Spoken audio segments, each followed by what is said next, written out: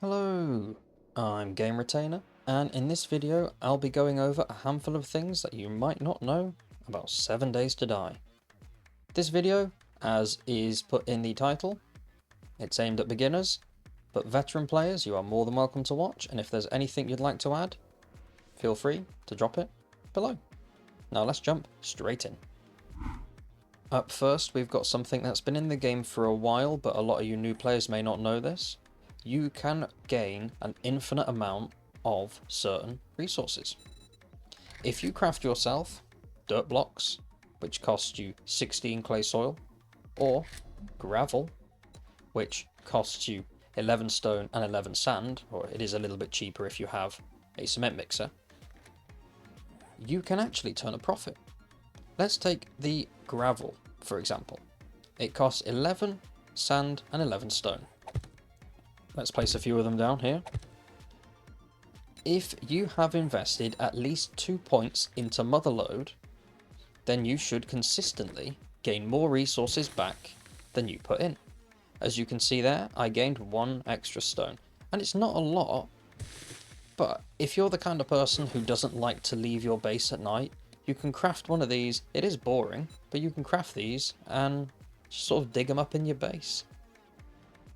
It's not a bad way of getting some extra resources. Obviously, the more points you put into Motherlode, the more beneficial it's going to be. Let's max out Motherlode. And now, you see, we will gain 18 and 16. So, if you have the patience of a saint, or you're just too scared to leave your base, you can craft these infinitely. This next one is something that I actually learned from another YouTuber. I cannot remember their name, but I did see it in one of their videos. If somebody else has seen this, then just drop their name below so I can credit them for this. But if you die and you choose not to respawn, your crafting stations will continue to craft. This is fantastic for those who need to go out somewhere, need to go off and do something, have to go to work, whatever, and they still want to feel like they're being a little bit productive. So I'll show you as a demonstration. Let's craft these. We're not going to craft all of them, but we'll start the crafting process. And let's start smelting. As you can see, this is empty, so I'll turn this on. Now we'll have a lovely taste of some no-no shards. And in no time at all, we should be deceased. Let's say goodnight. Malfunction. Shutdown imminent. There we go. And I will set a 5-minute timer. And I will bring you back. It's been 5 minutes for me, so let's go and search together. I'm just going to turn off the zombie AI to make it a little easier because I can hear a few of them around. Now, moment of truth. Let's go and have a look, and 5 minutes worth of crafting done. And on here, look at that. That's about 5 minutes worth, I would say. This does mean that you will have to die, obviously, and you'll get that penalty. But still, if you've got things to do, places to be, this might be good. This next one is just a super fast one.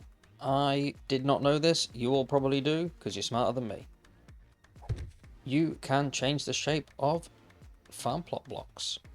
Well, I knew you could change the shape of most other blocks in the game. I did not know that you could do this.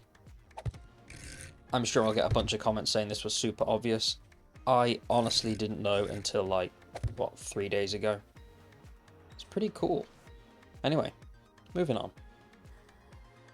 This next one has been featured in a video I made a while ago, but I'm putting it in a new one because this is just so cool.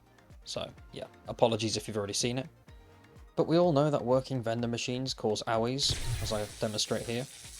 But it's not just us that can get hurt by them. I have Arlene here, who's going to show what happens when a zombie gives them a smack. They too get a nasty surprise. Over time, they will break a vending machine, and also if there's lots of them, they will bunch on top of each other and get to you. But if you've got some forged steel on hand, then you can repair them as the zombies smack them. How useful this is, I don't know, but for those who don't know about it, it's pretty cool. Sorry, Arlene. The next entry is about office chairs. I decided to put this in because I had a little chat in the comment section with someone and, well, I found it quite interesting. Most new players, when given the opportunity, will wrench office chairs. And this can be quite good. You will gain some materials there. I have maxed out the salvage operations book, just to show the amount you can get. You can get more, you can get less, but you will get some mechanical parts, some leather, and some iron. However, if you pick up a chair and scrap it, it doesn't matter what your salvage operations skill is at, you will consistently gain 6 leather. And in the early stages of the game, I feel that that is more valuable than the iron and the mechanical parts up here. Obviously, make of that what you will, but it's just something small to keep in mind. If you're struggling early on to find food, and all you've got are a handful of old sham sandwiches or raw meat, you'll see that there is a chance that you'll get dysentery when eating. And I don't know about you, but dysentery is rarely good. Thankfully, there's vitamins. Sounds like I'm doing an ad for them. These offer a resist to disease. In a pinch, you can pop some vitamins, and then there is no chance of you getting dysentery while snacking on things you shouldn't be snacking on. It still says that the chance is there, but trust me, it's not. I can eat as many of these as I like, and I will be absolutely fine. Something to keep in mind with this, vitamins cannot be crafted, so they are quite rare. So while they can be used to help in a pinch, I would only do this if absolutely necessary. The next thing you might not know is about loot bags. Dropped loot like these will despawn after 20 minutes. And it doesn't matter what your settings are, if you put it on 120 minute days, it's still 20 minutes. At least that's what it was in my testing anyway.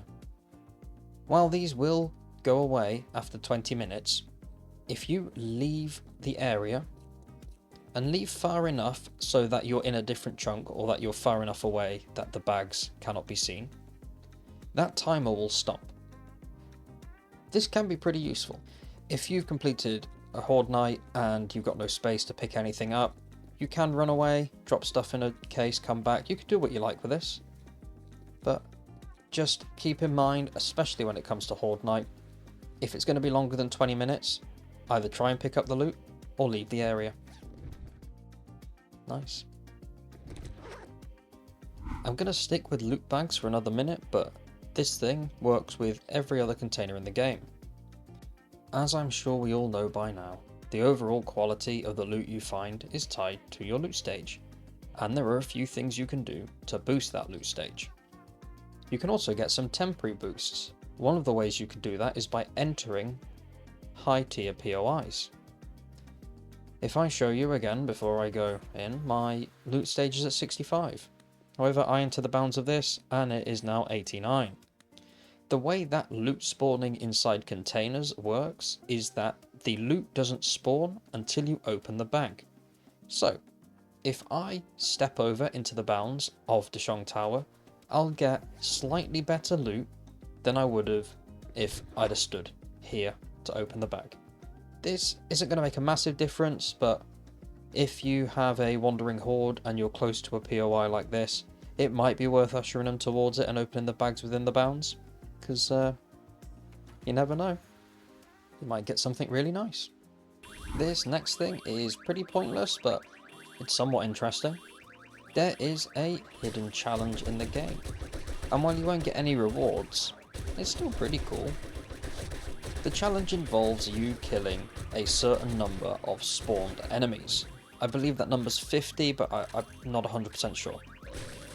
Spawned enemies count from things such as screamers. Any enemy that a screamer summons is a spawned enemy. Enemies that appear from the police car noises, as you can see in the video here, and things like buried supplies missions.